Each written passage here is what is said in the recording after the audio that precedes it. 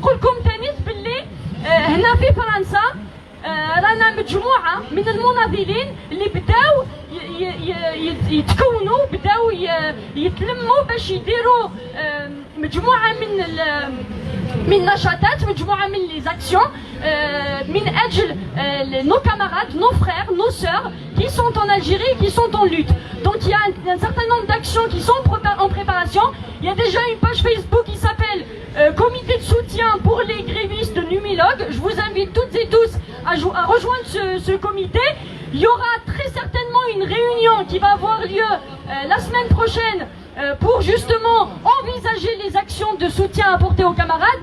J'ai envie de dire, les camarades, on ne peut pas être mélenchoniste en France ou d'extrême gauche en France et être macronien en Algérie.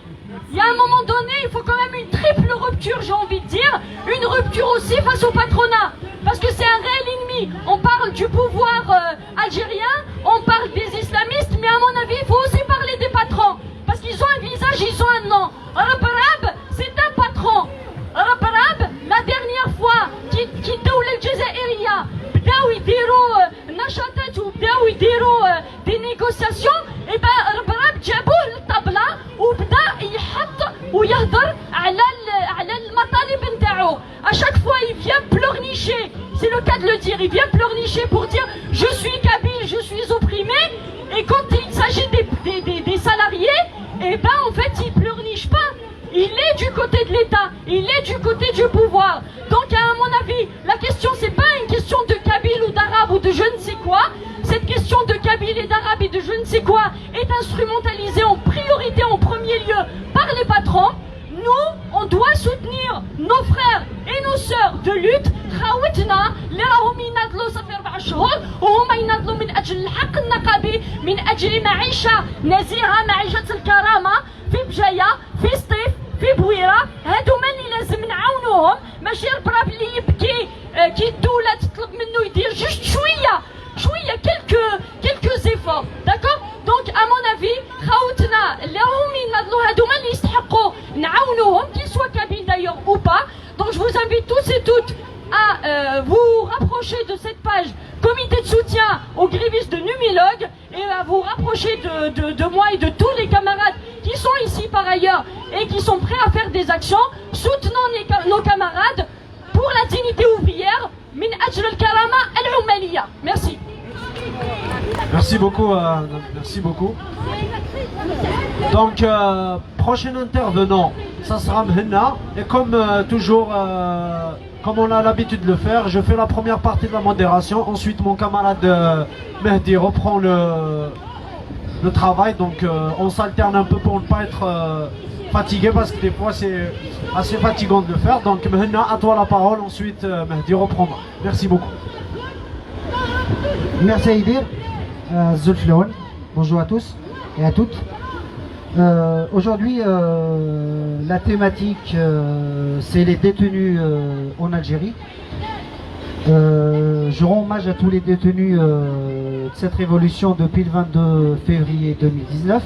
Il faut savoir que le mot détenu, c'est pas eux les premiers, on les soutient, ils sont aujourd'hui dans les géoles du pouvoir algérien. Ils sont emprisonnés pour les idéaux, pour le drapeau, pour l'identité, des fois pour n'avoir rien fait. Les détenus de ce pouvoir algérien n'ont pas commencé qu'en 2019, ça existait depuis la lutte des temps. Nous rappelons aujourd'hui les détenus d'avril 80. Ces personnes qui ont été détenues en avril 80 parce qu'ils voulaient leur liberté, ils voulaient leur identité, qu'on reconnaisse leur identité, qu'on les reconnaisse en tant que tels, en tant que citoyens algériens à part entière. On les a traités en 80 de séparatistes. Je rends hommage aujourd'hui à ces 24 détenus de 80. Ils étaient libérés après une grande lutte, mais ils ont été encore une fois détenus, pour certains d'entre eux, en 85, lors de la création de la Ligue algérienne des droits de l'homme. Il y en a d'autres qui ont connu les géoles du pouvoir. On rend hommage à tous ces détenus du géoles du pouvoir.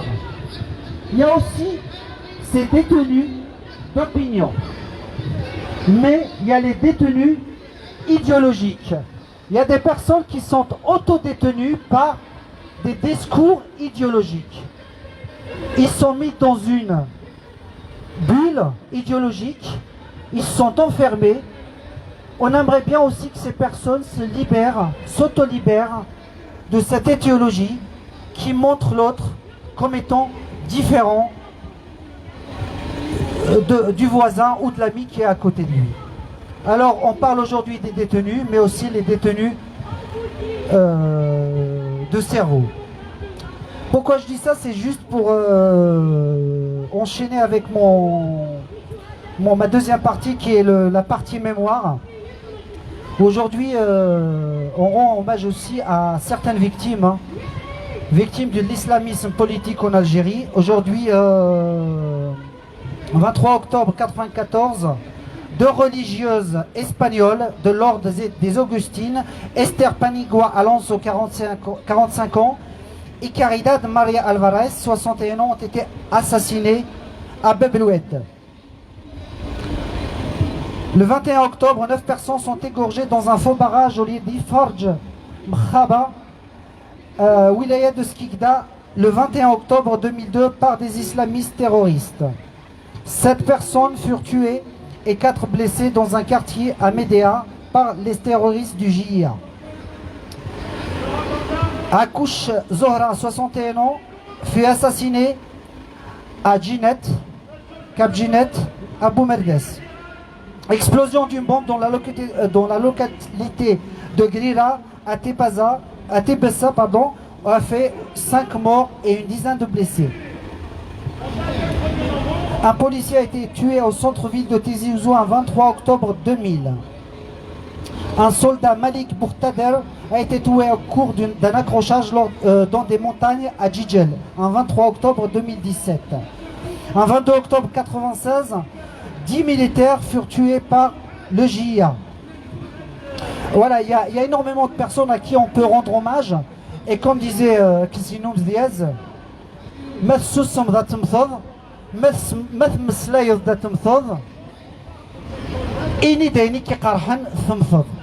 et je finis en dernier par ce texte, excusez-moi, de Tahar Djaoud.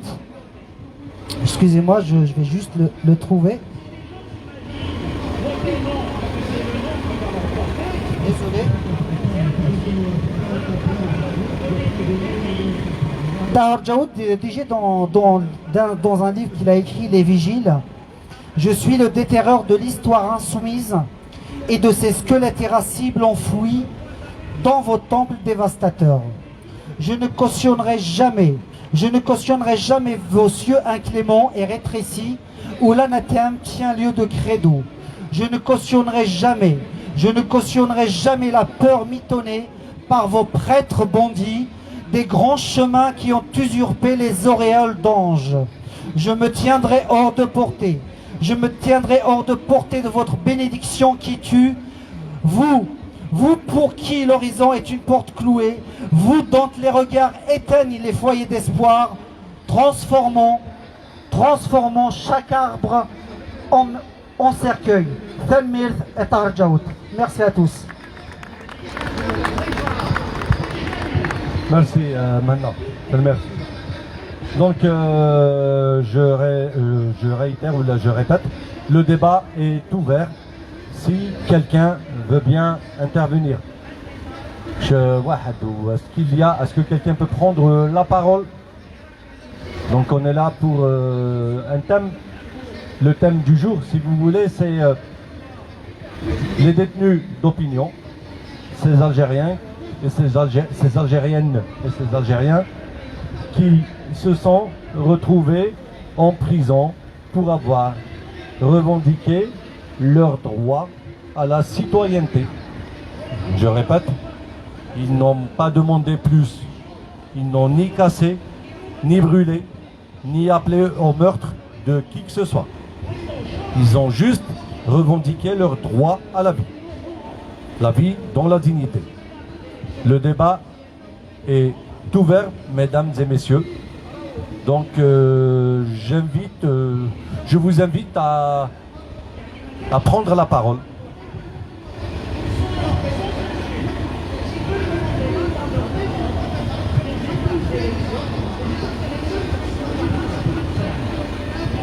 Bonjour tout le monde, j'espère que vous m'écoutez, vous m'entendez correctement.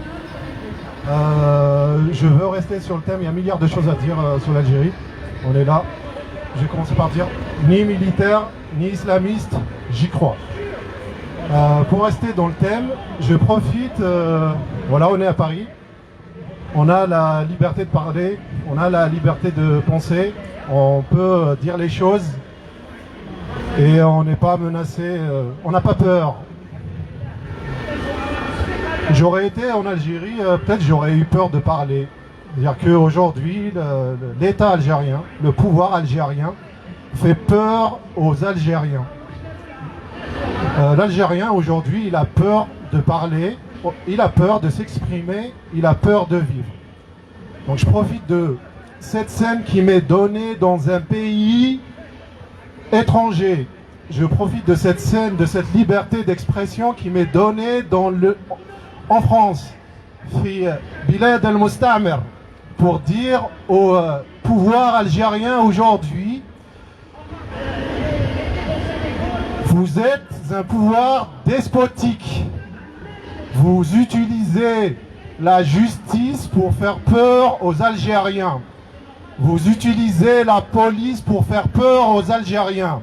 Vous êtes en train d'écrire une ligne dans l'histoire de l'Algérie qui dira l'Algérie en 2020, le pouvoir algérien en 2020 fut un pouvoir despotique, injuste, qui a géré sa population par la peur. Aujourd'hui, on se retrouve dans la situation où tous les Algériens utilisent Facebook. Je me dis que peut-être Facebook devrait mettre une espèce de warning, une espèce de...